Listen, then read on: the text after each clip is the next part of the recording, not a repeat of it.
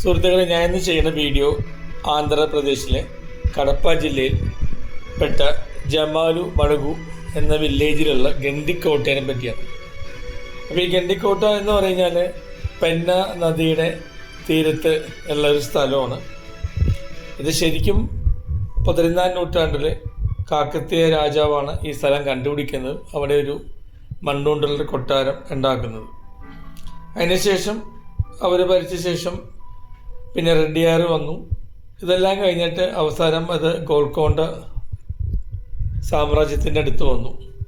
അപ്പോൾ ഇവിടുത്തെ ഈ ഒരു നഗരത്തിൻ്റെ അവശിഷ്ടങ്ങൾ നമ്മളിപ്പോൾ കാണുന്നത്, ഇവിടെ ഒരു ഫോർട്ടുണ്ട്. ആ ഫോർട്ട് നമ്മൾ കയറി കഴിയുമ്പോൾ രംഗനാഥ സ്വാമി ടെമ്പിളും അതേപോലെ മാധവ ടെമ്പിളും അതിൻ്റെ അകത്തുണ്ട്. ഇവിടുത്തെ വിഗ്രഹങ്ങൾ എല്ലാവരും അടുത്തുള്ള ഗ്രാമത്തിലോട്ട് മാറ്റി, അവിടെയാണ് ഇപ്പോൾ പൂജയും കാര്യങ്ങളും.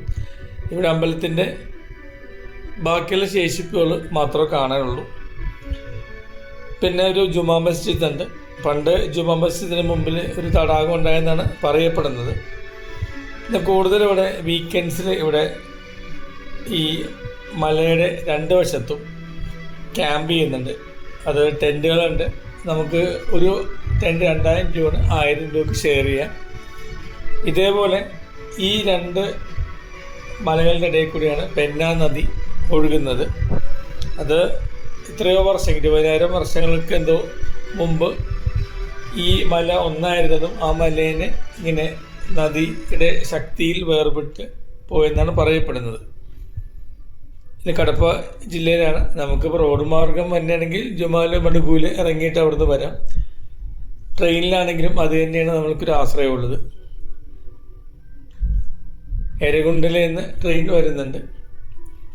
പിന്നെ നമുക്ക് ഇപ്പോൾ ഹംപിയിൽ വരുന്നവർക്കാണെങ്കിൽ 270 കിലോമീറ്റർ ഉണ്ട്. ബെല്ലാരി നിന്ന് നേരെ ഗുണ്ടക്കൽ, താഡ്പത്രി, ഗൂട്ടി വഴി നമുക്ക് ജമാൽ മടഗുന്ന് ലെഫ്റ്റ് കയറി കഴിഞ്ഞാൽ ഒരു 18 കിലോമീറ്റർ വണ്ടി ഓടിച്ചു കഴിഞ്ഞാൽ നമ്മൾക്ക് ഗണ്ടിക്കോട്ടയിലെത്താം. അപ്പോൾ ഗണ്ടിക്കോട്ടയെ പറ്റി നമ്മൾ പറയുന്നത് ഇന്ത്യയിലെ ഗ്രേറ്റ് ഇന്ത്യൻ കാനോൺ എന്നാണ് പറയുന്നത്. പണ്ടിവിടെ ചാർമിനാർ ജയിലുണ്ടായിരുന്നു. അതേപോലെ ഹൗസ് ഓഫ് ഡ്രംസും പറഞ്ഞ് ഡ്രംസ് ഈ കോട്ട ആക്രമിക്കാൻ വേണ്ടി മറ്റുള്ള രാജ്യത്തിന് ആൾക്കാർ വരുമ്പോൾ കൊട്ടി ഡ്രംസ് മുഴക്കി അലേർട്ട് ചെയ്യുന്ന ഒരു ഡ്രംസിൻ്റെ കോട്ട ഉണ്ടായിരുന്നു. പിന്നെ അതുപോലെ ഒരു ലേക്ക് ഉണ്ടായെന്ന് പറയാൻ നേരത്തെ മോസ്കിന് മുമ്പിൽ യുദ്ധം കഴിഞ്ഞ് വരുമ്പോൾ പടയാളികൾ അവരുടെ വാള് ഈ ലേക്കിൽ വെച്ച് കഴുകി ആ ലേക്ക് ചുമക്കുമായിരുന്നാണ് പറയണത്. അപ്പോൾ ഏതായാലും കൊച്ചിയിൽ നിന്ന് 798 കിലോമീറ്റർ കറക്റ്റ് പറയുകയാണെങ്കിൽ 800 കിലോമീറ്റർ കൂട്ടിക്കോളും വന്നാൽ നല്ലൊരു പ്രത്യേകതയുള്ളൊരു സ്റ്റേ നമുക്കിവിടെ കിട്ടും. ഇതാണ് നമ്മൾ താമസിക്കുന്ന കൂടാരങ്ങൾ.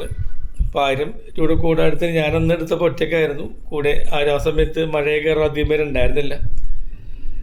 ഇതിൽ രാത്രിത്തെ ഫുഡ്, രാവിലത്തെ ബ്രേക്ക്ഫാസ്റ്റും കിട്ടും. ബാത്റൂം സൗകര്യങ്ങളൊക്കെ അവർ അറേഞ്ച് ചെയ്യുന്നുണ്ട്, അടുത്തല്ല. അപ്പോൾ ഇതിലൊരു വ്യത്യസ്തമായൊരു അനുഭവമാണ്. പിന്നെ ഇവിടുത്തെ സൺസെറ്റും സൺറൈസും ഭയങ്കര നല്ലൊരു അനുഭവമാണ്.